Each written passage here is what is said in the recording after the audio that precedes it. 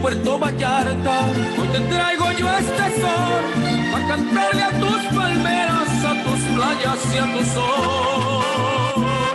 Hermosas son tus montañas, con tus ríos y el malecón, bonitas son tus mujeres, alegres les canto yo. Mi lindo Puerto Vallarta, con gusto te canto yo. Le digo a todo el mundo que Vallarta es lo mejor. Orgullo de mi Jalisco y también de mi nación. Mi lindo Puerto Vallarta, canto alegre yo este sol. ¡Hola, Checón! Y no que no se podía. Puro nuevo continental, sí señor.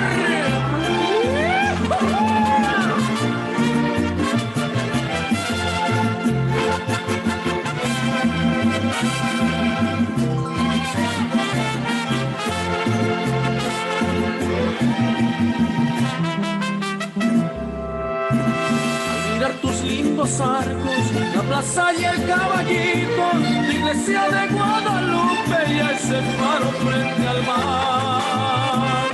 Cuando voy para Yelapa, las ánimas y Quimixco, Ismaloya y las altas playas lindas en verdad.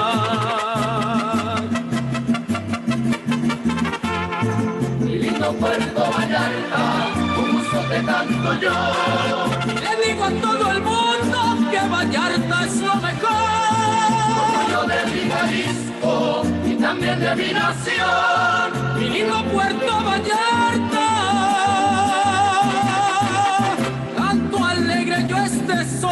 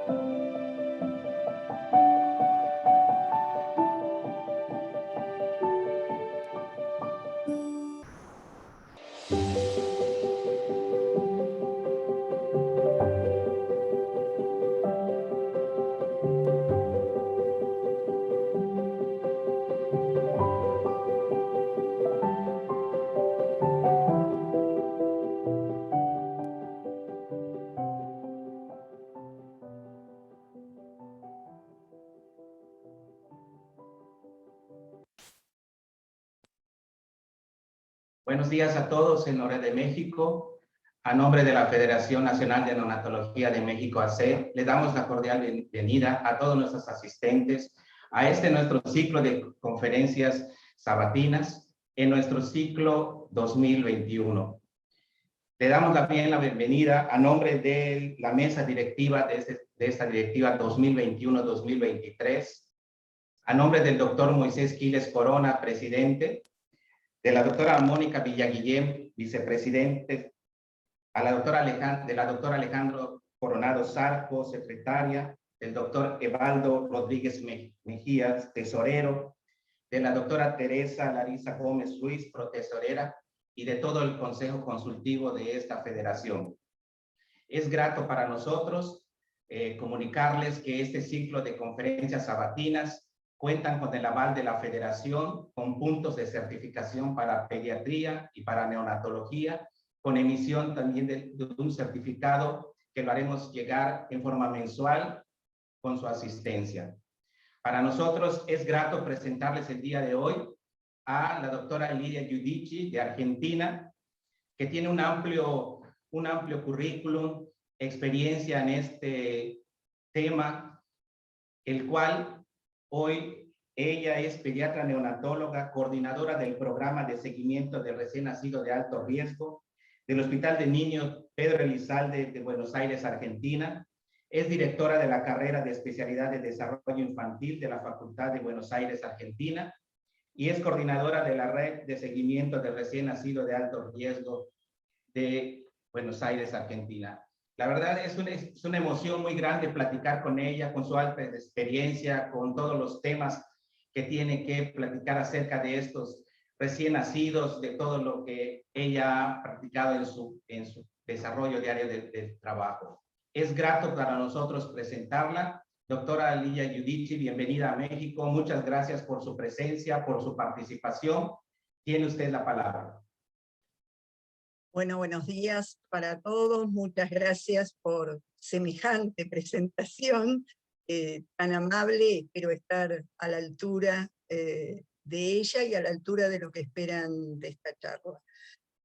Bueno, me pidieron que hable un poquito de organización de un programa de seguimiento del recién nacido de alto riesgo. Les comparto primero la foto de la fachada de mi querido Hospital Pedro de Elizalde, que tiene 242 años de antigüedad y que tuvo una reforma modernizadora en su interior, pero conserva la hermosa fachada que lo caracteriza porque es patrimonio histórico de la ciudad. Pasando al tema, ¿por qué consideramos este tema del recién nacido de alto riesgo? Es un problema que surge vinculado a la reducción de la mortalidad neonatal, a la sobrevida de recién nacidos de menor peso, a la sobrevida de recién nacidos con patologías complejas, y por tanto estos recién nacidos tan vulnerables tienen mayor riesgo de muerte en el primer año de vida, el triple o más de posibilidades de reinternaciones, secuelas de difícil tratamiento. En los extremos tenemos la parálisis cerebral, ceguera, sordera, pero también hay secuelas de difícil tratamiento que a veces hasta pueden resultar inaparentes en los primeros años de vida. Y entonces, ¿por qué es necesario programar la atención de estos recién nacidos? Primero, porque como su nombre lo indica, tienen riesgo, y el riesgo implica una mayor probabilidad de que ocurra algún tipo de problema. Y porque programar implica anticipar, prevenir, y eso nos va a permitir también tratar oportunamente. ¿Cuáles son las funciones principales de estos programas de alto riesgo que organizamos? La mayoría de esas funciones se resumen en la asistencia de niños con necesidades especiales de atención en salud, que en nuestro país las abreviamos y en Latinoamérica se abrevia NEAS, vigilancia del riesgo e intervención si se hace necesario, pero también investigación y docencia.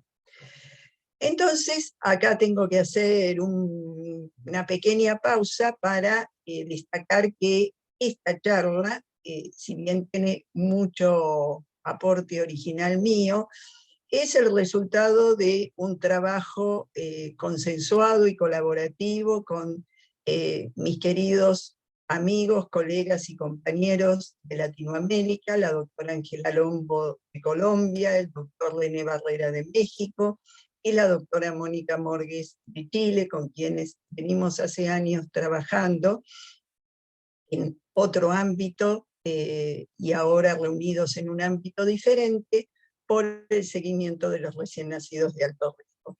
Entonces, bueno, ¿qué definimos como niños con necesidades especiales de atención en salud? Y esta es una definición de la Academia Americana de Pediatría en su Comité de Salud Materno-Infantil. Son los que tienen o están en riesgo de tener una condición crónica, ya sea física, emocional o del desarrollo, y que en consecuencia requieren servicios de salud mayores y distintos en calidad y cantidad a los que los niños requieren en general.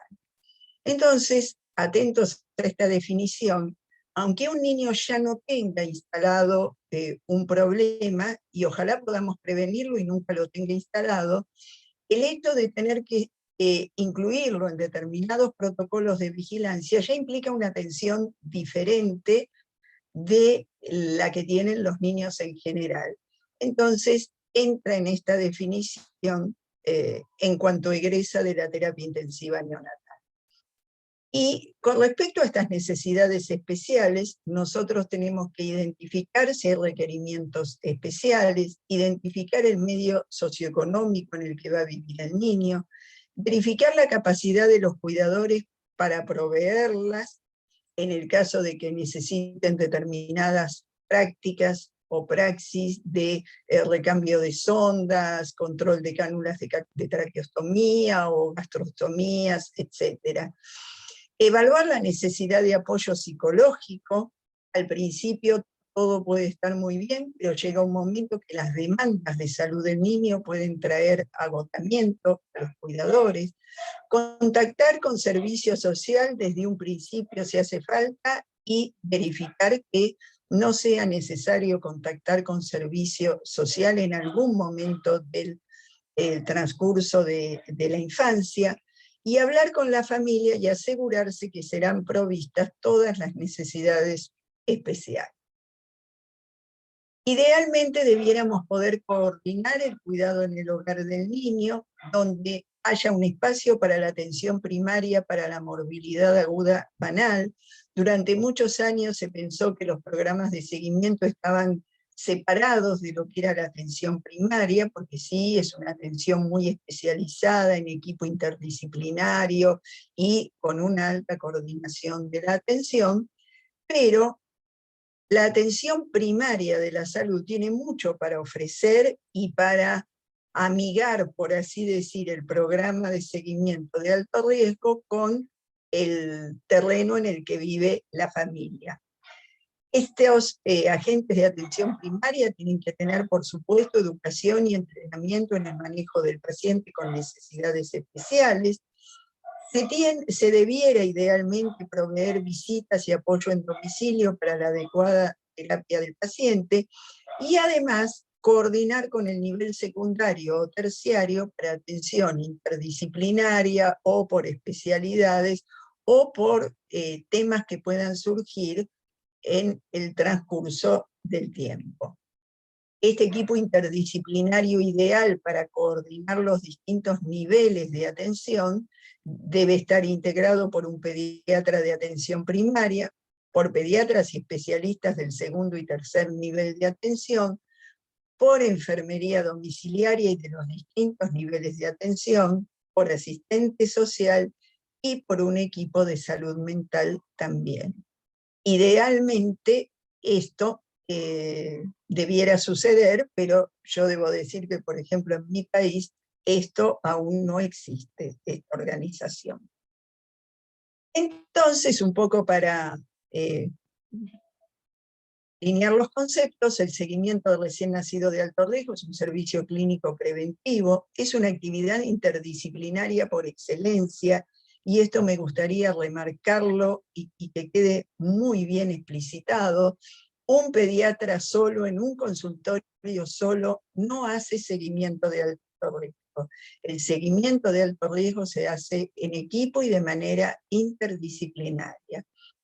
Tenemos que tener en cuenta que el pronóstico para la vida de este niño en su calidad de vida y en todos los aspectos que hacen a su transcurso vital depende de lo que se hizo en la terapia intensiva neonatal, pero también depende de los cuidados a mediano y largo plazo que proporcionemos en el posalta. Y esto implica que brindemos una alta calidad de atención, entendiendo la calidad no solo desde el punto de vista médico-científico, sino también desde el punto de vista organizacional. La organización y las autoridades de salud deben velar porque los turnos para las evaluaciones sean otorgados en tiempo y forma, estos pacientes tengan acceso a turnos oportunos que prevean los periodos críticos y sensibles de atención que debe tener un niño en el periodo adecuado. Si necesita un turno para un estudio profundo de audición porque estamos sospechando que está quedando hipoacústico, no podemos darle un turno para dentro de 8 meses. Tiene que tener el turno en el momento que se necesite. Entonces, bueno, fundamentando todo esto, como ya dijimos, se ha mejorado la sobrevida, pero no la morbilidad alejada de estos niños.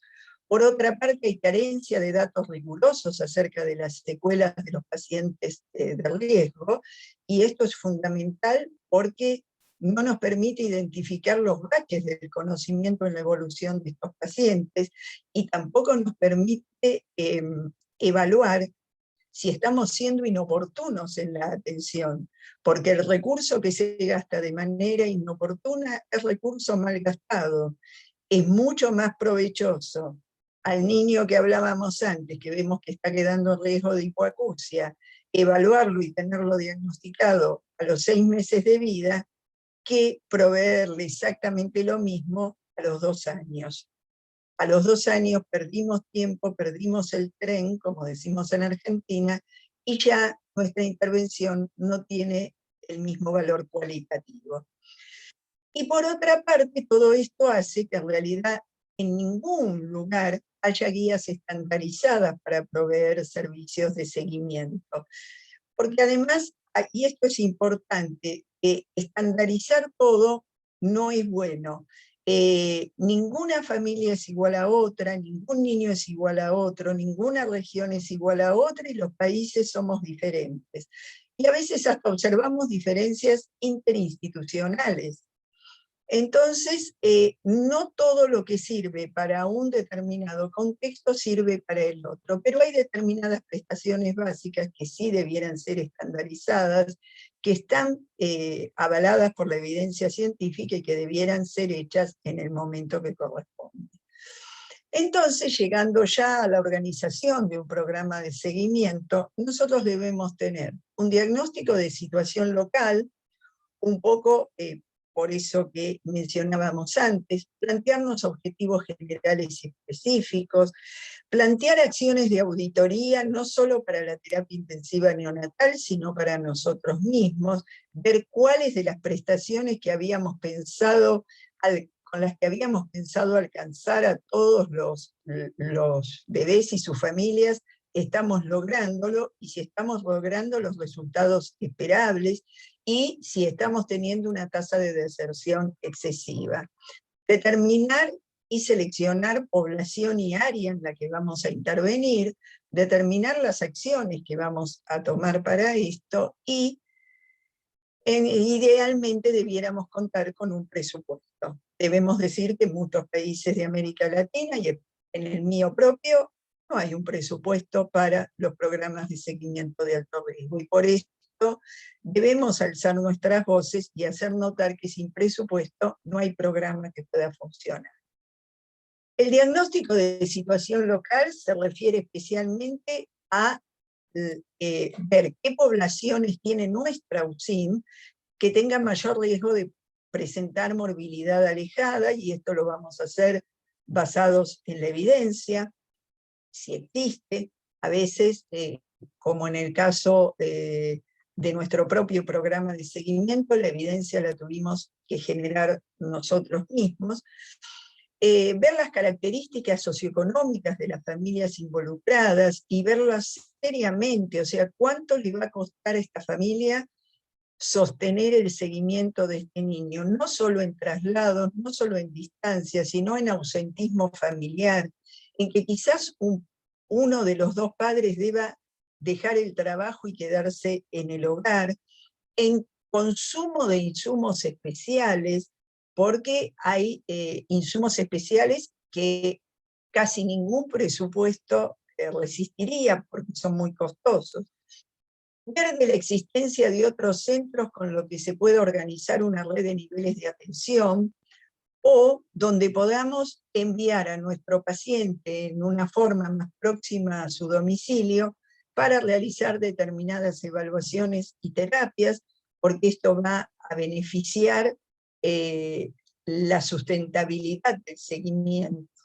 Si la madre tiene que llevarlo todos los días a 30, 40 kilómetros para un día hacer la terapia de lenguaje, otro día hacer la terapia de estimulación temprana, otro día la atención temprana, eso tiene corta vida, o sea, no se va a poder. Y menos aún si la mamá tiene varios hermanitos en edad escolar. Todo esto tenemos que tenerlo claramente evaluado. Y también en base a lo que queramos prestar como servicio de nuestro programa de seguimiento, ver cuál sería el personal necesario para desarrollar el programa y, por supuesto, trabajar interdisciplinariamente. Los objetivos de nuestro programa van a ser esencialmente asistenciales, también docentes, no solo para difundir los conocimientos acerca del seguimiento, sino también para hacer docencia en la unidad de cuidados intensivos neonatales acerca de prácticas que veamos que no están dando buenos resultados, y también docencia para la familia. La familia forma parte del equipo de seguimiento, pero la mamá puede haber tenido 5 hijos antes, pero nunca tuvo un bebé como este que nosotros estamos incorporando al programa de seguimiento. Entonces es importantísimo la educación a la familia, a los convivientes, para que sepan manejarse con este bebé de la mejor manera posible. Objetivos de investigación, esto va a hacer que difundamos conocimientos y que salvemos aquella brecha que decíamos de los baches de conocimiento en cuanto a la evolución de estos niños. Objetivos de auditoría, como ya los comentamos, pero también hay una función indelegable de los programas de seguimiento, que es hacer una retroalimentación hacia la unidad de cuidados intensivos neonatales de la que provienen los pacientes. Esa unidad de cuidados intensivos neonatales debiera tener también como objetivo conocer qué pasa con sus pacientes a los 6 meses de vida, al año, a los 3 años, en la escolaridad. Nosotros, desde el Ministerio de Salud de la Nación, contamos con unas guías que se publicaron por primera vez en febrero del 2003, se reeditaron en mayo del 2005 y últimamente volvieron a reeditarse, que marcan la necesidad impostergable de que las instituciones con unidad de cuidados intensivos neonatales cuenten con programas de seguimiento de recién nacido de alto riesgo, y con el transcurso del tiempo agregamos o estén vinculadas a un programa de seguimiento de alto riesgo. O sea, no necesariamente tiene que ser institucional, pero definitivamente cuando ese bebé se va de alta tiene que ir a un programa de seguimiento. Entonces, ¿cómo se organizan los programas de seguimiento? Primero hay que establecer los criterios de ingreso al programa, identificando los pacientes de mayor riesgo y promoviendo la integración y motivación de los padres prealta. Y este es un trabajo que comienza a poco que el bebé haya ingresado a la terapia intensiva neonatal. Conocer las alteraciones más frecuentes en estos niños que egresan de nuestra terapia neonatal, ver las dificultades nutricionales, sensoriales, del neurodesarrollo, respiratorias, secuelas neurológicas menores, trastornos cognitivos y conductuales que puedan aparecer, entre otras. Tener claro qué especialistas intervendrán y coordinarán la atención y qué recursos terapéuticos, educativos y sociales tenemos disponibles. Y aquí la comunidad también se convierte en un elemento muy importante del equipo, porque tenemos que ver ahí en terreno qué es lo más accesible para la familia. Y entonces aquí identificaremos que necesitamos neurólogos, oftalmólogos, otorrinolaringólogos, fonoaudiólogos, kinesiólogos, estimulación temprana, y vamos a tener que tener armado un pequeño equipo. Como experiencia, mi trabajo es en un hospital exclusivamente pediátrico, no tenemos maternidad, y si bien tenemos las especialidades todas pediátricas, nosotros tenemos un referente en cada uno de los servicios más frecuentemente consultados, porque primero, aún siendo un neurólogo infantil, puede no tener experiencia en el seguimiento del recién nacido de alto riesgo y puede no ser un interlocutor válido para el equipo. Entonces esto es a lo que nosotros tenemos que apuntar, a poder trabajar en equipo con toda la interdisciplina, y esto implica el conocimiento de todos los pacientes, y que podamos tener reuniones interdisciplinarias organizadas mensual o bimestralmente para poder hablar de los pacientes y ver la mejor estrategia a seguir de aquí en más. El cronograma de edades claves y sistematización del trabajo en cada una de ellas. No todo debe ser hecho todos los meses, primero porque invertimos recursos en salud que en realidad no resultan en una inversión, sino que es un mal gasto. No es necesario que todos los meses hagamos una evaluación de neurodesarrollo, por ejemplo, y sí hay edades claves en las cuales debemos tener determinados controles. Entonces, esto va a implicar que tengamos atención ambulatoria, confección de la historia de seguimiento interdisciplinario, citación programada con un protocolo adecuado que puede modificarse acorde a la evolución y necesidades del paciente y su familia. Implementar estrategias para minimizar la deserción, y aquí tienen una participación muy activa enfermería y servicios sociales. Recolección de datos básicos, idealmente tener una base de datos electrónica que inclusive pueda servir para entregar un informe a la familia cuando va a concurrir al pediatra de atención primaria o a un especialista que está fuera del programa de seguimiento, y revisiones periódicas del programa, obteniendo resultados y socialización con las unidades de cuidado intensivo neonatal. Nuestro paradigma es el cuidado centrado en la familia. Como les decía antes, la familia forma parte del equipo. Incorporar a la familia en el cuidado, ya desde la terapia intensiva neonatal, ha sido un paso fundamental en la mejora de resultados y el fortalecimiento de equipos. Los padres, cuidadores o la familia son parte integrante del equipo de salud y deben ser nuestros mejores aliados, y debemos escucharlos muy bien cuando les estamos proponiendo algo, porque si la mamá dice esto no lo voy a hacer, le hablamos al vacío. Tener en claro, y esto es educación desde la terapia intensiva neonatal, que los padres no son visita, y en este sentido hay que hacer muchísima educación. Finalmente, elegir la población destinataria. Acá hay un pequeño extracto de quienes son recién nacidos de alto riesgo, candidatos a nuestros programas.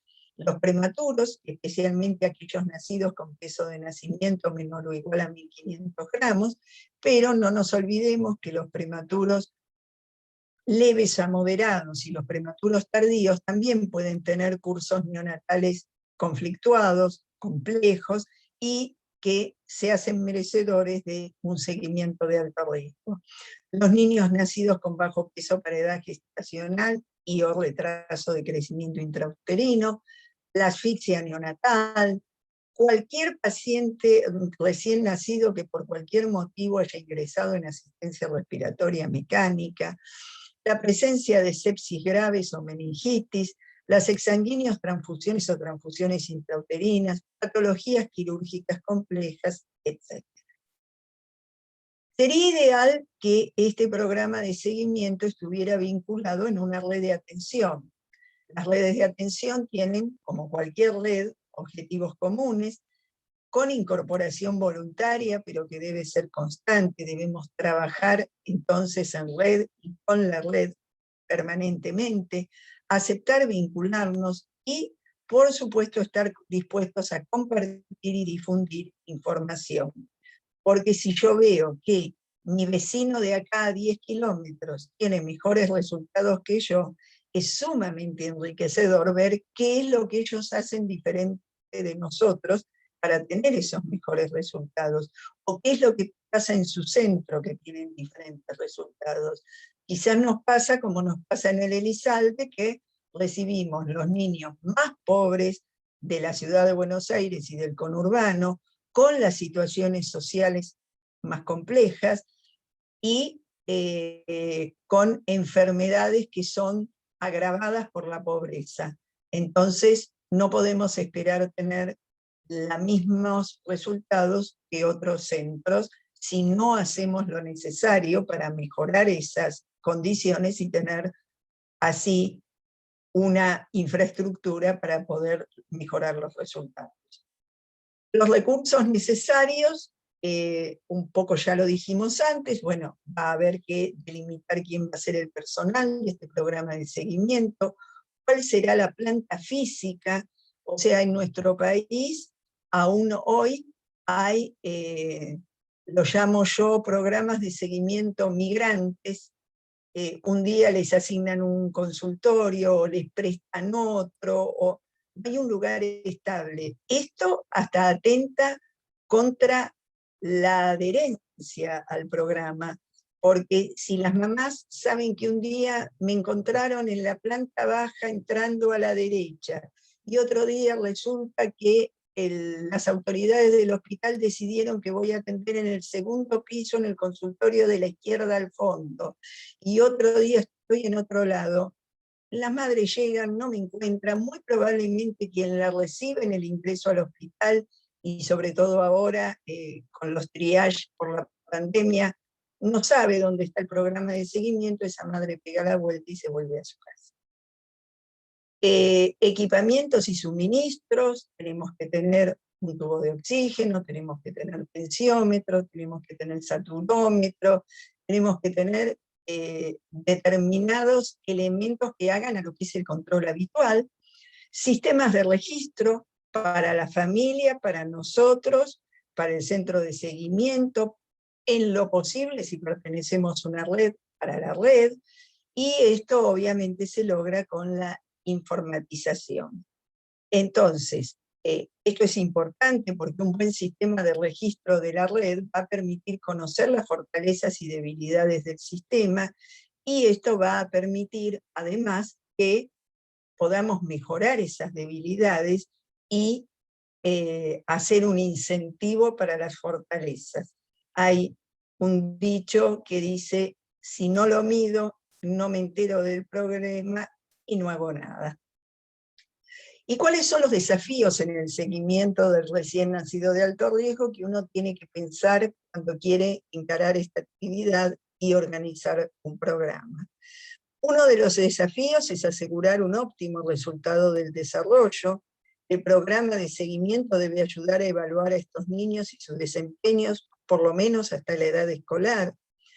Ayudar y colaborar con los padres y cuidadores a transitar por el sistema de salud y el educativo, que al menos en mi país suele ser bastante complejo de navegar. Proveer terapias en tiempo y forma. También evaluar la calidad de las terapias aplicadas en medicina neonatal y perinatal, y hacer conciencia de que las intervenciones en la terapia neonatal son intervenciones para toda la vida. Así que cuando nosotros avisamos que estamos viendo determinadas cosas en el programa de seguimiento, sería muy bueno que los neonatólogos intensivistas nos escucharan. Algo muy notable es cuando los neonatólogos nos hacemos seguimientólogos, parece que nos transformáramos en otras personas, ya no somos más los compañeros de los neonatólogos intensivistas, nos miran un poco de costado. Y en esto es importante que, especialmente en Latinoamérica, carecemos de datos acerca de la evolución de nuestros pacientes. Y es muy importante que nos pongamos a trabajar en esto de tener datos del hemisferio sur latinoamericanos en cuanto a los resultados de nuestros pacientes. El programa de seguimiento debe ayudar a responder no solo la pregunta debate cuán pequeño es demasiado pequeño para determinar límites de viabilidad adecuados a nuestros contextos, sino también cuán compleja es una malformación como para insistir de manera casi ensañada en mantener con vida a un bebé que no va a sobrevivir más de 3 o 4 meses, y todas las preguntas que puedan surgirle a los neonatólogos se responden con un adecuado seguimiento. ¿Cuándo comienza la actividad de seguimiento? Cuando organicemos el programa tenemos que saber que tenemos que disponer de espacio para ver al bebé a poco de que ingrese a la unidad de cuidados intensivos neonatales. Desarrollar acciones de contención y acompañamiento a la familia, favorecer el vínculo madre-hijo, capacitar a quienes serán los cuidadores del niño luego del alta hospitalaria, y esto es altamente desarrollado en los equipos que cuentan con enfermeras por enfermería. Enfermería tiene una empatía especial para acercarse a las familias en esta situación de crisis vital, y son, así como son un pilar fundamental de la terapia intensiva neonatal, son un pilar fundamental del programa de seguimiento. Aparte dan talleres educativos, realmente es un recurso humano muy, muy necesario para el programa de seguimiento. Un aspecto fundamental de este trabajo, además para nosotros, es ir organizando a la par de la UCIN la preparación del egreso hospitalario. El egreso hospitalario no puede ser dado de manera independiente por la unidad de cuidados intensivos neonatales, tiene que ser consensuado con el programa de seguimiento y, por supuesto, con la familia. Y además, ver que en la unidad de cuidados intensivos neonatales se apliquen protocolos de protección del neurodesarrollo.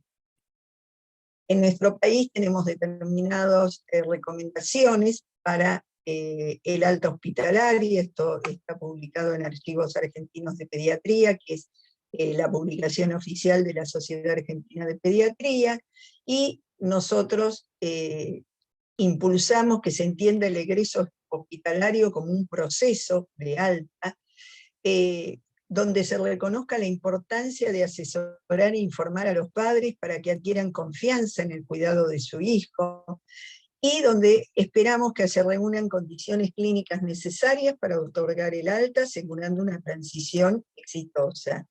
Los padres deben estar en adecuado estado psicofísico, y si es necesario deben contar con el apoyo psicológico para después.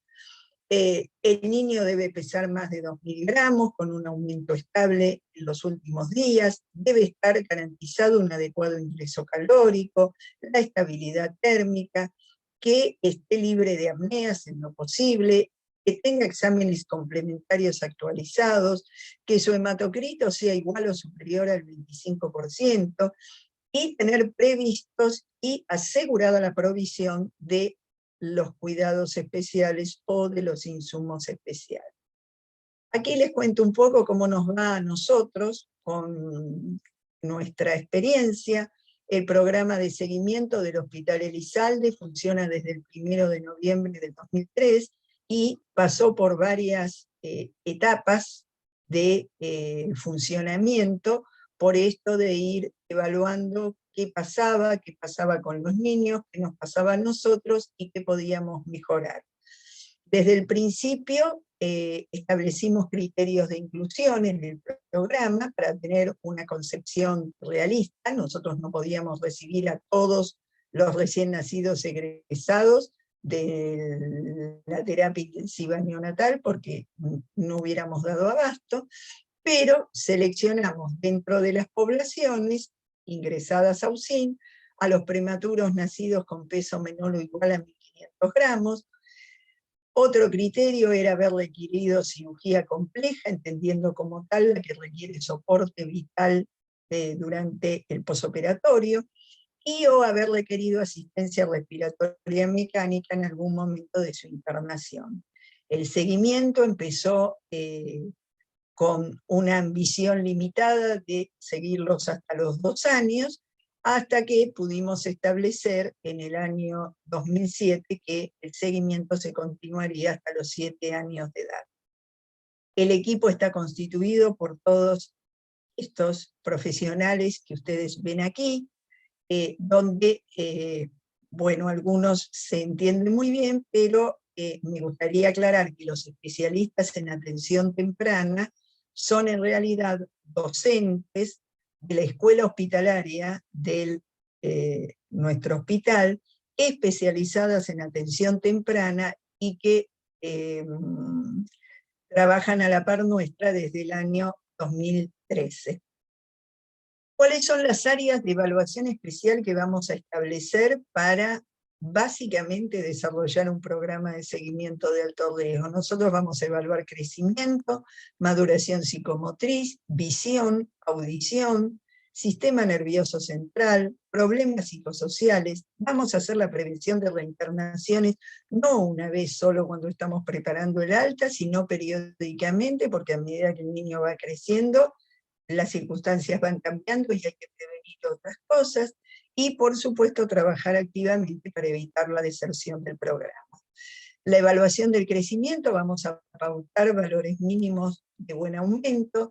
Esto es un criterio recomendado por el Ministerio de Salud de la Nación, que tiene un excelente libro de seguimiento nutricional para luego del alta.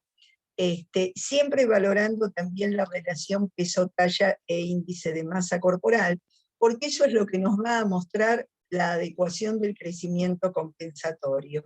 El crecimiento compensatorio ideal es aquel que presenta mayor ganancia de peso, masa magra y grasa asociado al crecimiento lineal, y en esta población la respuesta al crecimiento puede ser lenta, siendo ideal el predominio de la masa muscular y la ganancia de estatura, además de la ganancia de peso, sin resistencia a la insulina. A estos pacientes hay que esperarlos, no hay que apurarlos, y hay que mirar individualmente la curva de ganancia de peso, ganancia de talla y de perímetro cefálico. Para evaluarlos hay que tener en cuenta la magnitud de la prematurez, la severidad de la restricción del crecimiento intrauterino, la evolución perinatal con o sin complicaciones, el grado de desnutrición al momento del egreso hospitalario. Es así, nuestros niños se desnutren extrauterinamente, la edad gestacional en el momento del alta, la capacidad de coordinación de la succión, deglución, respiración y cuánta cuánta actividad tiene que hacer este chico para poder alimentarse, y la presencia de morbilidades persistentes. También prever el uso de fortificación en casos especiales. Nosotros no contamos, por lo menos en Argentina, y todavía no está recomendado en realidad ni siquiera en el hemisferio norte, la fortificación posalta, pero hay trabajos que apuntan a ello, y la base de esto es la lógica de que por qué hasta hoy que estuvo internado fortificamos la leche humana y mañana que se fue a su casa ya no se la fortificamos más. Entonces hay estudios hechos para esto, no vienen al caso, esto sería ya una charla de nutrición, sino pero tener claro que la leche humana no logra cubrir los requerimientos de los diferentes nutrientes para lograr un crecimiento compensatorio y adecuada masa magra. Si la madre tiene almacenada leche materna luego de la alta hospitalaria, puede recurrir a la fortificación. Considerar la posibilidad de recurrir a fórmulas especialmente diseñadas para cada etapa. ¿Y qué es lo que consideramos casos especiales? Egreso hospitalario antes de las 38 semanas de edad gestacional, displasia broncopulmonar o cardiopatía congénita cianótica que requiere leche de mayor valor calórico en un volumen menor, la desnutrición calórico-proteica severa con escorseta de peso y talla menores a -2 desvíos estándar, por ejemplo.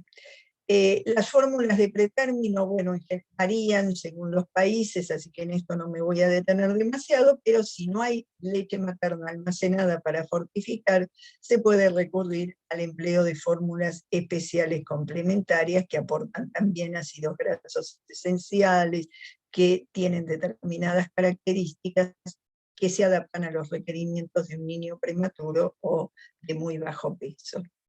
La alimentación complementaria sí nos la van a preguntar las mamás y debemos emplear una pauta similar a la de los niños nacidos a término, o sea, los 6 meses, tratando de utilizar edad corregida, ser cuidadoso con la incorporación precoz de cereales, por aquello del trigo, de la cebada y del centeno, consulta especializada si el niño tiene dificultades para crecer o ingerir suficientes calorías, que no es solo el especialista en nutrición infantil, que también puede ser un foniatra, una foniatra especializada en las habilidades de succión, deglución y respiración. Aportar vitaminas y minerales según recomendaciones, en esto no me voy a detener demasiado, pero sí, tenemos que saber estas cosas para un programa de seguimiento, lo mismo para las vitaminas liposolubles. Tener claro en qué parámetros vamos a intervenir, estos son normas nuestras de la República Argentina, que las adaptamos según el paciente, y siempre viendo cómo viene el crecimiento del paciente y cómo va evolucionando. Muchas veces sufrimos cuando uno de nuestros bebés va a atención primaria, porque el pediatra de atención primaria se escandaliza porque el bebé está en una escorseta -2, y entonces le dice a la mamá contundentemente, pero su bebé está bajo de peso, está desnutrido, y la mamá vuelve muy preocupada. Innecesario. En esto nosotros también debemos hacer docencia y capacitar. Aunque un pediatra no haga seguimiento de alto riesgo, hay ciertas cosas que debe de saber. Entonces, si ese bebé venía de estar con una escorseta de -3,5 hace 2 meses, y ahora está en -2, nosotros estamos felices. No le decimos a la mamá, su bebé está muy desnutrido. Le decimos, qué bien que va recuperando el peso su bebé. Es un idioma distinto de los seguimientólogos al del pediatra de atención primaria que no conozca estos aspectos del seguimiento. Con respecto a la maduración psicomotriz, esta es una población de riesgo en general mixto, porque suman al alto riesgo biológico, que exige habilitación, rehabilitación, intervención y estimulación temprana, también el alto riesgo ambiental, que también exige intervención oportuna. Y como decía antes, quizás la familia se acomoda bien en un principio, pero cuando pasa 1 año, 2 años, y que las exigencias de salud para el niño siguen siendo muchas, pueden empezar a flaquear. Nosotros tenemos edades de evaluación más o menos protocolizadas, 6 a 8 meses para intervención temprana, 12 meses para evaluar adaptación, lenguaje y procesos cognitivos no independientes, 18 a 24 meses para factores ambientales que influyen más, y teniendo en cuenta que aquí se diferencian las capacidades cognitivas y motoras, y hasta se puede hacer un poco de predicción escolar. A los 3 o 4 años valorar la inteligencia, las habilidades preacadémicas, la habilidad visomotora, la verbal y la no verbal. A los 6 años hay que orientar para la escolaridad de estos niños, y esto es una gran responsabilidad que tenemos. Y a los 8 años, bueno, idealmente valorar coeficiente intelectual, trabajar sobre los trastornos de aprendizaje y de conducta. Esto es así protocolizadamente, pero si nosotros vemos que está apareciendo algo antes de los 6 meses, y no vamos a esperar a los 6 meses para empezar a trabajar con ese niño.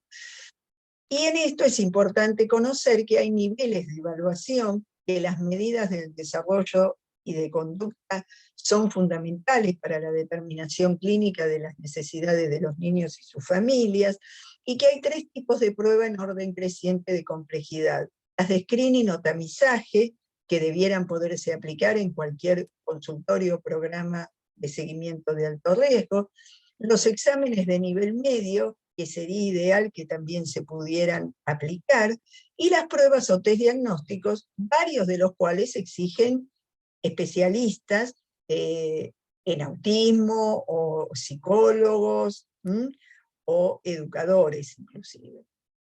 ¿Y cuál va a ser el impacto de estas pruebas? Estas pruebas no son algo menor, porque van a guiar la decisión acerca de la posibilidad de problemas, y entonces inmediatamente requerimos mayor evaluación, ver si los niños progresan según condiciones y tratamientos específicos una vez que los instauramos, ver si están presentes discapacidades específicas, como por ejemplo un trastorno del espectro autista, ver si las alteraciones identificadas requieren medicación y o algún otro tratamiento, cuáles niños son elegibles para programas de intervención y para cuáles programas de intervención, si los padres además necesitan asistencia, por ejemplo, salud mental, para poder adaptarse a esta situación que están viviendo, y además no tener un resultado frío, numérico, sino que estos resultados nos lleven a matices de razonamiento clínico, incluyendo proponer exploraciones de factores causales, ya sea, por ejemplo, algo genético, o en el caso de existir un déficit de lenguaje receptivo, capaz que estamos con un problema de pérdida auditiva y no lo hemos notado aún. Es importantísimo lo que les comentaba antes de la atención temprana y posterior, integrar salud y educación. Los primeros 5 años de vida es el periodo en el cual el cerebro es más sensible a la estimulación y la crianza. Aquí se establecen las posibilidades de logro educacional y vocacional del niño. La meta número 4 de desarrollo sostenible requiere acciones para monitorear la proporción de niños menores de 5 años que logran su potencial de desarrollo en salud, educación y bienestar psicosocial. Y aquí es muy importante tener en cuenta que, al menos en mi país, está muy extendido el concepto de los primeros 1000 días. Y ustedes fíjense que en realidad no nos debemos olvidar de los siguientes días. O sea, hasta los 5 años debemos trabajar muy intensamente en mejorar el pronóstico de estos niños. Las oportunidades educativas y vocacionales son limitadas en niños con discapacidades del desarrollo, así que aquí debemos trabajar para asegurar una educación de calidad inclusiva y equitativa y promover oportunidades de aprendizaje, ya que esto está omitido de los indicadores considerados en relación a la salud. Por eso es tan importante integrar estos 2 aspectos. Los sistemas de salud local y educativos deberían estar apropiadamente equipados para apoyar a los niños afectados y sus familias, y aquí es donde antes de los 3 años tiene un gran papel la atención temprana, que es una disciplina pedagógico-terapéutica destinada a los bebés y niños o niñas pequeños, que se ocupa de la educación a la vez que acompaña y sostiene las funciones parentales hasta los 3 años.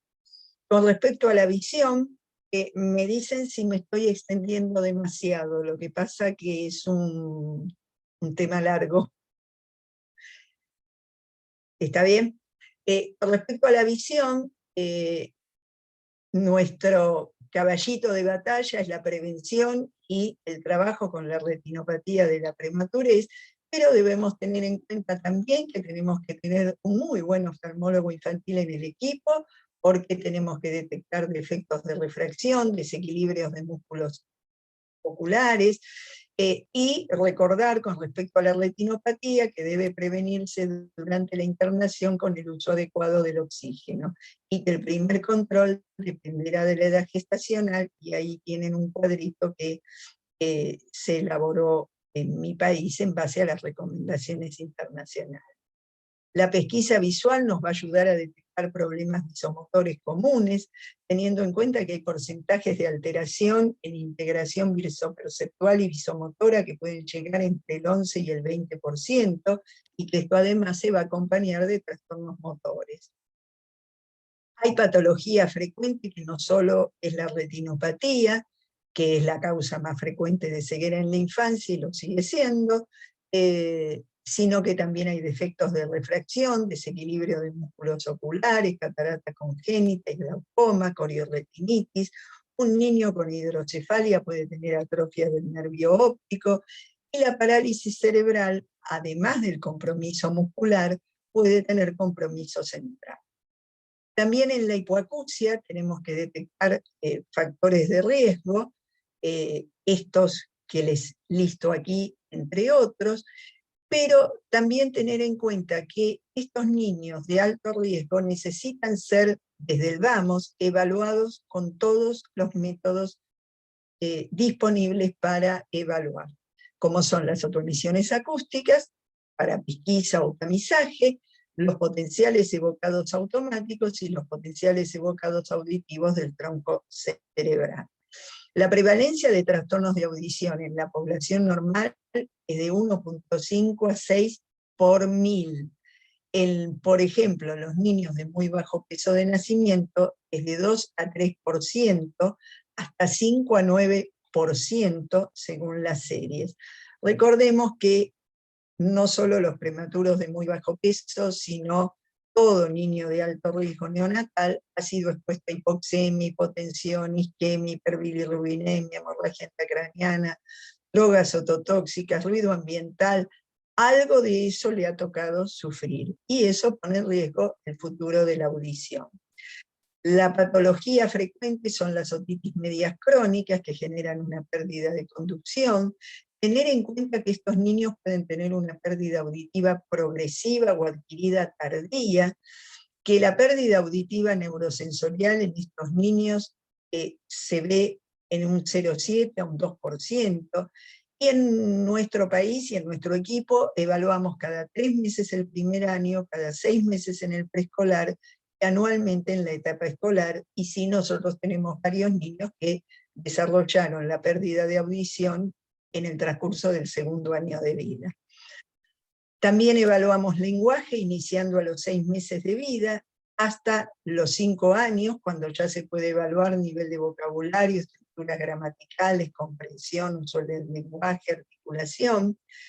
La evaluación del sistema nervioso central hecha por neurólogo, que si fue prematuro se hará a las 40 semanas, y luego a los 4, 8 y 12 meses, y a los 18 y 24 según necesidad, buscando las anomalías más comunes: tono muscular, reflejos arcaicos persistentes, motilidad muscular, evaluar la coordinación visomotora, y saber que aún en la terapia intensiva neonatal hay exámenes que tienen un valor predictivo alto, como pueden ser los movimientos generales de Prestel, el Amiel-Tison o la escala de Alberta, el AIMS de Canadá.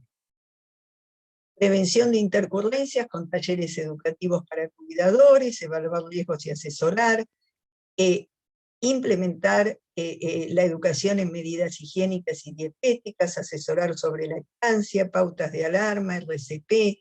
Este es todo un territorio de enfermería del equipo. La vacunación, que en esto no voy a entrar porque nosotros tenemos nuestro calendario, otros países otros, pero sea cual sea la vacunación, el calendario de vacunación, tener en cuenta que las vacunas que se apliquen se deben aplicar según edad cronológica. Inmunizaciones especiales, nosotros en nuestro país tenemos un programa para la aplicación del anticuerpo monoclonal contra virus sincicial respiratorio, para determinadas poblaciones de pretérminos y también para determinadas condiciones de cardiopatía congénita, en las cuales siempre en las cardiopatías la indicación debe ser hecha por el cardiólogo. Trabajamos para mantener la adherencia al programa, tenemos medios de comunicación adaptados a la familia, hacemos partícipe a la familia de los cuidados de seguimiento y un bonus track es facilitar la obtención de turnos, tratando de evitar multiplicar prestaciones y no fraccionar la atención del niño. Un poco, si tengo unos minutitos, le cuento nuestra experiencia. Nosotros tenemos la particularidad de ser un hospital de derivación para cirugías complejas, y ya en el año 2012, cuando nos cuestionaban que por qué seguíamos los quirúrgicos complejos, una alumna de la carrera de desarrollo infantil desarrolló una beca en la que se evaluó el neurodesarrollo de los pacientes con cirugía compleja neonatal versus los pacientes sin este antecedente del consultorio de niño sano del hospital. Ustedes verán lo que yo les comentaba antes de la pobreza de los pacientes que nosotros atendimos. Hay un libro muy querido en nuestro país, hecho por un experto que también apreciamos mucho, que es el doctor Sebastián Lipina, un neuropsicólogo, que escribió Pobre Cerebro, se llama el libro, se los recomiendo. Ustedes verán que nuestros niños del consultorio de niño sano, en un 41% tenían alguna alteración del desarrollo, evaluados con CAT-CLAMS. Sin embargo, aquellos niños con cirugía compleja neonatal, la proporción era de 71%, con una diferencia muy significativa y unos ratios de 3.5. También eran significativas la edad gestacional y el peso de nacimiento, y por todo aquello que les explicaba antes de la intensidad con la que trabajamos en las necesidades de nuestros pacientes, llamativamente las necesidades básicas insatisfechas eran más frecuentes en los niños sanos que en nuestros pacientes. Cuando hicimos el análisis multivariado, el antecedente de cirugía compleja neonatal continuó siendo la variable independiente relacionada con la alteración del neurodesarrollo, con 3.5 mayor riesgo de tener una alteración del neurodesarrollo si tenía este antecedente. Publicamos nuestros resultados sobre gastrosquisis y, para ser breve, les voy a mostrar esto que es lo que más nos preocupaba y que les mostraba acerca del seguimiento a largo plazo. Ustedes fíjense que al año teníamos un desarrollo psicomotor normal para niños con gastrosquisis en un 64%, y esto a los 6 años bajó al 35%. ¿Por qué? Porque aparecen trastornos inaparentes, algún pequeño trastorno de aprendizaje que va surgiendo con la edad. Con respecto a la audición, y lo que les comentaba, ustedes fíjense que al año de vida tenían todos los estudios normales, audición normal el 100% de los pacientes, y a los 6 años el 76%. En realidad ya a los 3 años el 76%. Y con respecto a la visión, no podemos explicar por qué esto ocurre en la gastrosquisis, pero ustedes fíjense que al año el 98% tenía visión normal, y a los 6 años 53%. También tenemos resultados sobre atresia de esófago, donde en estos niños se ve bastante afectado el crecimiento a lo largo de los años, porque desarrollan aversiones orales y necesitan una participación muy activa de nuestra parte. El desarrollo psicomotor también se ve comprometido. La audición en ellos no se afecta tanto a lo largo del tiempo, pero el porcentaje de niños con audición normal es menor a los 6 años. La visión también se deteriora, y muchos de ellos usan lentes o han requerido estimulación visual, y Bueno, las habilidades para alimentarse son un parámetro fundamental para las habilidades posteriores de la instalación del lenguaje, y ustedes saben que una atresia de esófago, por definición, no, hasta que no está corregida, no usa sus habilidades de succión-deglución, y después las puede tener comprometidas también. Así que a los 6 años, la mitad de estos niños necesitan tratamiento de lenguaje. Para atresia intestinal no tenemos resultados publicados, pero examinados con CAD-CLAMS hasta los 3 años, no eran evaluables 6 por tener cuadros sindrómicos. De los evaluados presentaban trastorno del desarrollo un 37%, como factores de riesgo estaban la internación superior a 45 días y la desnutrición postnatal. Con esto nosotros permanentemente hacemos el feedback a la terapia intensiva neonatal. También tuvimos que adaptarnos durante el periodo de pandemia. En nuestro país se decretó el aislamiento social preventivo y obligatorio el 20 de marzo, y los servicios de salud se cerraron. Nos dimos cuenta que al principio solo podíamos aplicar soluciones individuales, no institucionales. Manejamos y reformulamos las normas para el egreso hospitalario, no los voy a cansar con esto. Planteamos cómo había que hacer el control ambulatorio, optimizando la utilización de recursos y el acceso a prestaciones oportunas, evaluando si el bebé podía ser visto por atención primaria cercano al domicilio, e instrumentando todo lo posible para la comunicación, y por supuesto aprovechando la telemedicina. Establecimos pautas de control, vimos qué controles eran indispensables y cuándo había que realizarlos, y de esto lo más importante fueron los menores de 1 año, y más aún en los menores de 6 meses de edad corregida. Y bueno, como conclusión, el seguimiento de recién nacidos de alto riesgo es clínico, interdisciplinario y preventivo. No existe un pediatra solo haciendo seguimiento, insisto, o un neonatólogo solo. Todos los niños no son iguales, todas las familias tampoco. Debe guiarse el crecimiento y desarrollo según las necesidades especiales de cada niño y su familia, y el seguimiento debe articularse idealmente en los distintos niveles de atención. Un poco de bibliografía recomendada, y muchas gracias.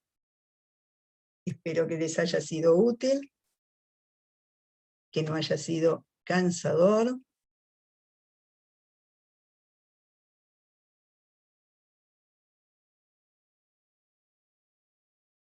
Quedo a disposición para preguntas que quieran realizar.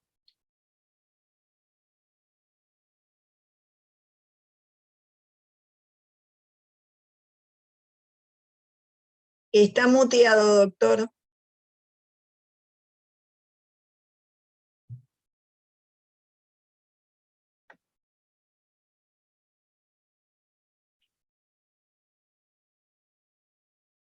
Muchas gracias, doctora Lidia Giudici, por su excelente presentación.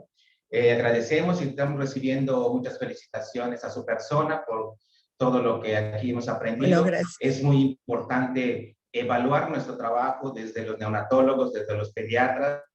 Sabemos que hay diversos escenarios en cada país, en cada estado, y que todos aquellos neonatólogos de cada país, pues tenemos esa inquietud de que debemos de fomentar estos programas de seguimiento.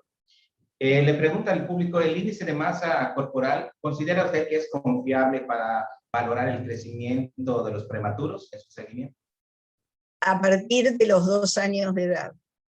O sea, nosotros nosotros preferimos la velocidad de crecimiento y ver la curva de crecimiento de ese bebé individualizada.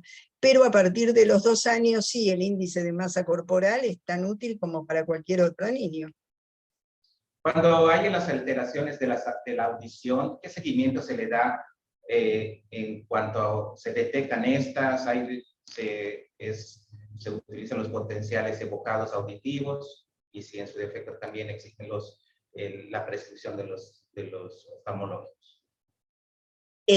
Nosotros en realidad tenemos los especialistas, que sí, por supuesto, o sea, nosotros yo como coordinadora del equipo, estoy atenta a todo esto, pero en realidad llegado un determinado momento, las indicaciones y las prescripciones de mayores estudios son resorte de los especialistas.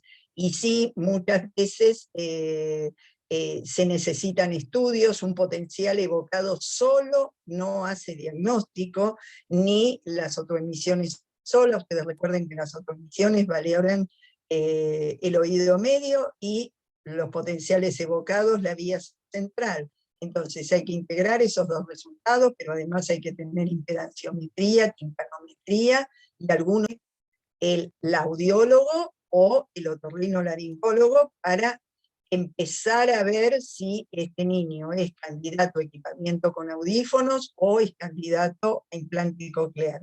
Lo que nosotros tenemos que velar desde el programa de seguimiento y la organización del programa de seguimiento es porque estas pautas se cumplan en tiempo y forma. Nos hacen un comentario acerca de qué opinión le merece la atención de un recién nacido en un medio institucional o un medio privado, y la oportunidad que tiene de llevar un seguimiento.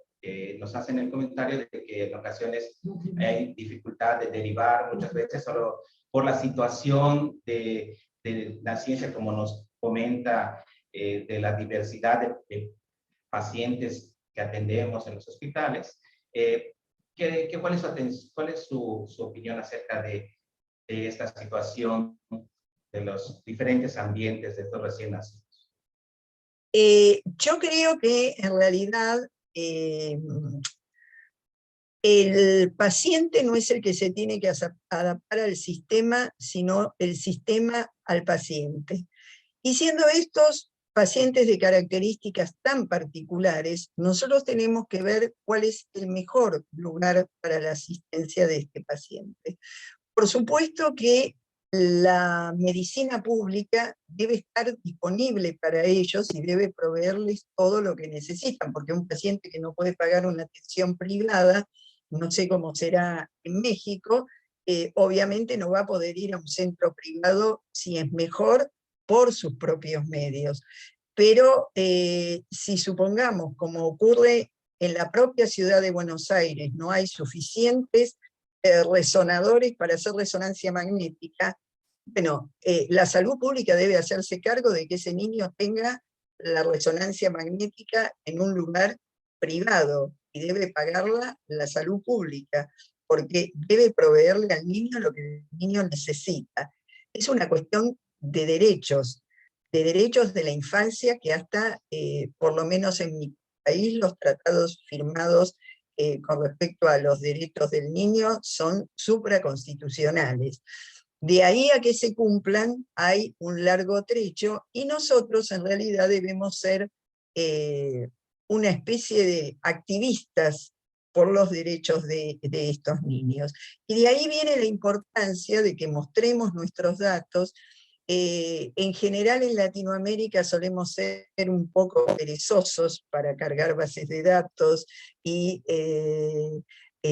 también somos celosos de mostrar nuestros datos, y entonces no logramos hacer un movimiento cohesionado y coherente, donde podamos mostrarle a las autoridades de salud: señores, miren, pasa esto con todos estos niños. En lo que va del año no hemos podido hacerle, o hemos perdido el momento oportuno de hacerle los potenciales evocados a 40 niños de esta calidad, y tienen turno para cuando ya no sirva, o sea, no sirva de la misma manera que sirve ahora, y eso hay que irlo mostrando y hay que irlo exponiendo, y tenemos que exponerlo sin miedo, porque somos los abogados de nuestros niños. Somos la única voz que tienen para mostrar sus necesidades, ellos y sus familias. Entonces, bueno, si a alguien no le gusta, paciencia.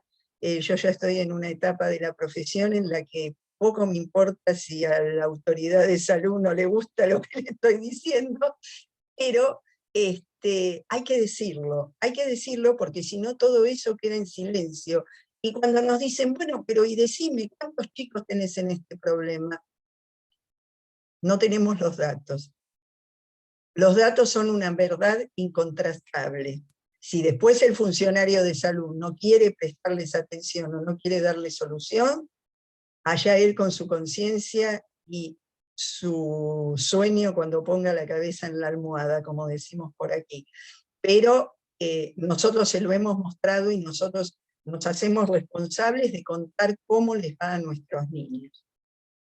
En su país, ¿quién es el que dirige todo este programa de seguimiento de recién nacido de alto riesgo? En realidad no existe un director de programa de seguimiento de alto riesgo. El programa de seguimiento de alto riesgo está representado en el Ministerio de Salud de la Nación, pero no hay un programa nacional de seguimiento de recién nacido de alto riesgo. Nosotros, desde los distintos grupos de seguimiento de la Sociedad Argentina de Pediatría, de la Ciudad de Buenos Aires y demás, hace varios años quisimos impulsar la promulgación de una ley sobre seguimiento de recién nacido de alto riesgo y lamentablemente no prosperó. En la Cámara de Senadores fue aprobada por unanimidad, pero los señores diputados, que vendrían a ser la categoría de legisladores que más debieran representar al pueblo, no la discutieron. ¿Qué opinión Con toda vergüenza lo digo. ¿Qué opinión le merece el seguimiento del perímetro cefálico a los 2 años y el uso del perímetro braquial como parte de la evaluación neurológica y nutricional? El perímetro braquial es muy operador dependiente. En realidad nosotros tenemos que ver cosas más integrales del crecimiento del niño. El perímetro cefálico, no solo a los 2 años, el perímetro cefálico hay que medirlo todos los meses durante el primer año de vida y después continuar, ajustarlo por edad corregida.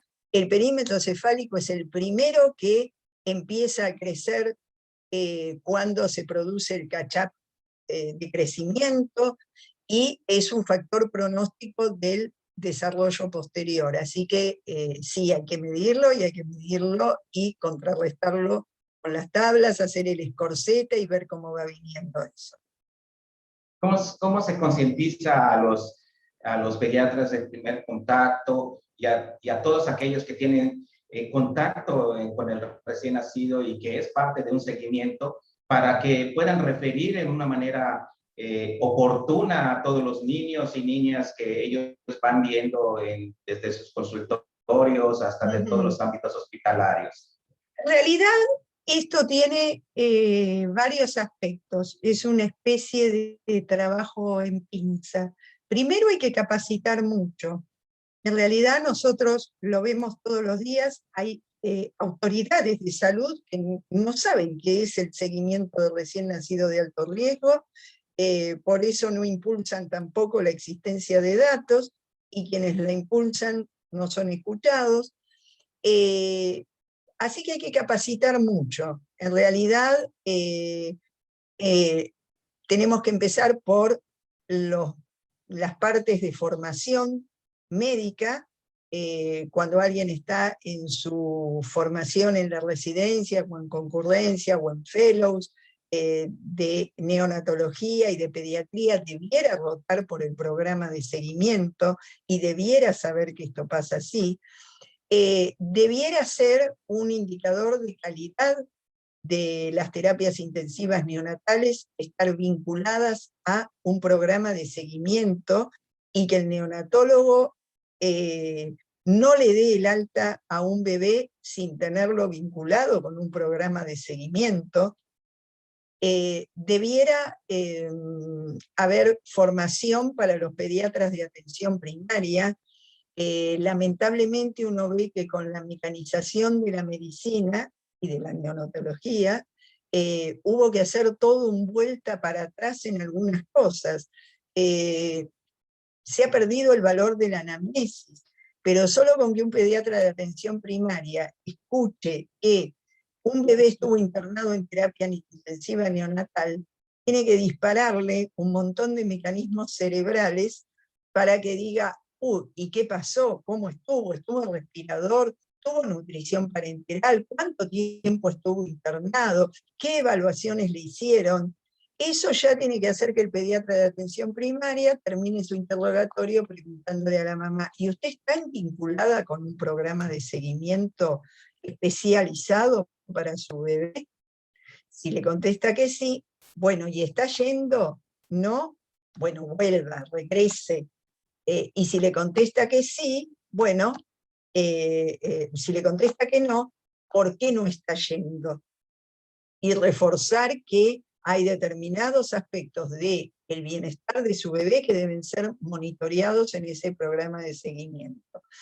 Si se entera que la terapia intensiva neonatal no lo contactó, la verdad sería de buena práctica llamar a la terapia intensiva neonatal del centro en el que estuvo internado y preguntarle, este bebé que ustedes lo tuvieron internado y demás, ¿por qué es que no fue vinculado con un programa de seguimiento? ¿Qué programa de seguimiento tienen ustedes vinculados? A lo mejor se puso con mucho trabajo la terapia intensiva neonatal y al bebé le tuvieron que dar el alta un domingo de buenas a primeras sin poder contactarlo, que no debiera suceder, porque para eso hablamos del proceso del alta, pero supongamos, puede darse la circunstancia. Entonces, bueno, ahí permitir que esa unidad de cuidados intensivos neonatales lo rescate y lo redirija, lo reoriente a un programa de seguimiento.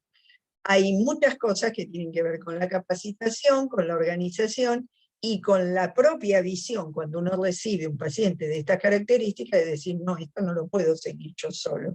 Esto requiere un programa, un equipo. Muchas gracias, doctora Lidia Giudici, por su presencia, por compartir con nosotros todo este trabajo de muchos años. Es muy gratificante platicar con usted, saber todos estos puntos, aprendemos. Y esto viene en el momento de que, como neonatólogos, como Federación Nacional de Neonatología, estamos muy interesados en estos talleres de seguimiento.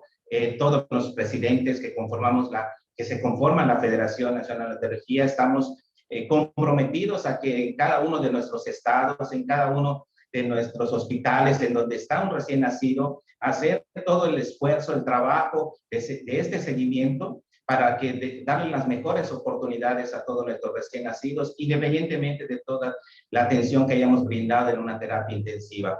Asimismo, la Federación invita a todos a tener comunicación en esta mesa directiva 2021-2023, a través de su presidente, el doctor Moisés Quiles Corona, de todos los integrantes de la mesa directiva, con una amplia experiencia, con lideratos en los hospitales en México, que tienen ya establecido sus programas de seguimiento, crear un vínculo de comunicación para que nosotros sigamos, como bien dice usted, doctora Lidia Giudici, seguir retroalimentándonos, seguir aprendiendo, seguir preparándonos para poder ofrecer todas estas herramientas a todos estos recién nacidos, que sabemos que son parte fundamental en cada una de las familias y de todos los países.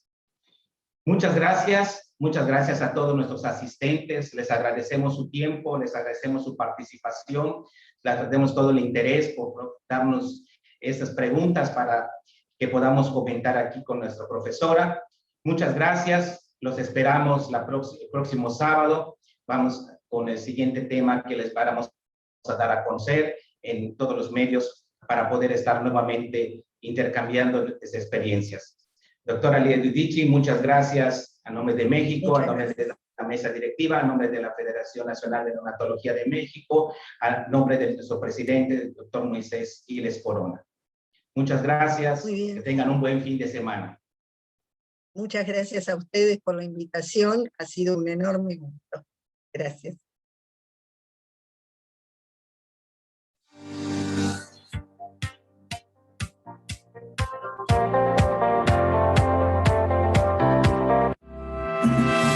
Mi lindo Puerto Vallarta, hoy te traigo yo este sol, a cantarle a tus palmeras, a tus playas y a tu sol. Hermosa Hermosas son tus montañas, con tus ríos y el malecón. Bonitas son tus mujeres, alegre les canto yo. Mi lindo Puerto Vallarta, con gusto te canto yo. Le digo a todo el mundo que Vallarta es lo mejor. Orgullo de mi Jalisco y también de mi nación. Mi lindo Puerto Vallarta, canto alegre yo este son. ¡Hola, Checón! Y no que no se podía. ¡Puro nuevo continental, sí señor!